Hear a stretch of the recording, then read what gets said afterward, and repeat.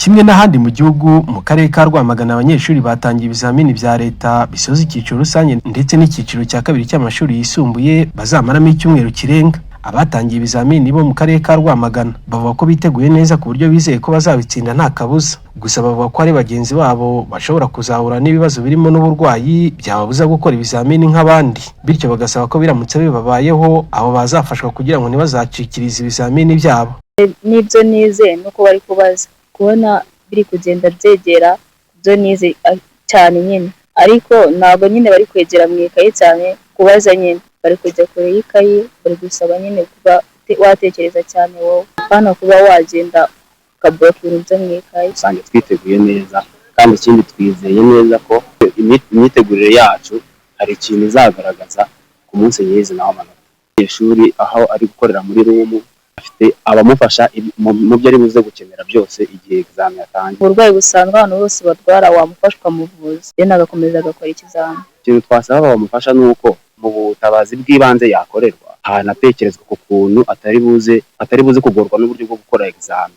Jean Claude Mpayimana uhagarariye centre y'ibizamini ya Center for Champion avuga ko abanyeshuri bari gukora ibizamini hateguwe neza ndetse no mu cyumba cy'ibizamini hashyizwemo abagenzura babiri kugira ngo ntihazabeho gukopera. Urwego rwo kwirinda ko hakwirakwizwa ibizamini twahuguye abarimu bahagaze mu byumba buhagarariye ibizamini n'abanyeshuri nabo ubwabo twabatoje indangagaciro na kirazira zo kuba bakwirakwiza ibyo bizamini cyangwa bakabikopeza ahandi. Mu cyumba rero uko mwabibonye hari umuprota, hari invigileta kandi ukabona ko nabo ubwabo bagibigize ibyabo. Umuyobozi w'akarere ka Rwamagana wongeje ushinzwe imibereho myiza Umutoni Jean avuga ko abanyeshuri bateguye neza mu myigire kugira ngo bazakore ibizamini batuje. Ku bashobora kuzagira ibibazo by'uburwayi ngo bazitabwaho kugira ngo ntibazacikwe n'ibizamini. Aboneraho gusaba ababyeyi kutazabuza abana babo gukora ibizamini kuko ari uburenganzira bwabo. N'ubundi burwayi bushobora kubaho bitewe na stress y'ibizamini, murabizi ashobora guta ku mutwe, ashobora kugira umuriro n'iki,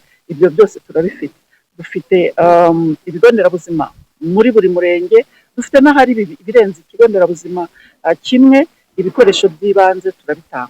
Ariko nanone nimba ari umuntu wagiye kwa muganga ashoboye gukora, nawe dufite uburyo dukorana n'inzego z'umutekano na nesa, ikizamini akagishyikirizwa aho ari kwa muganga, akaba afite abamukurikirana akagikora.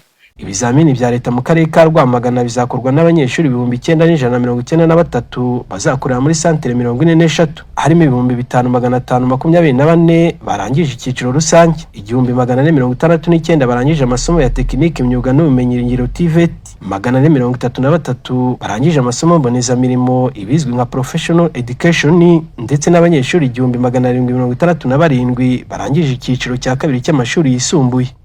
Jamari Habarurema, Isango Star mu karere ka Rwamagana ho mu ntara y'Iburasirazuba.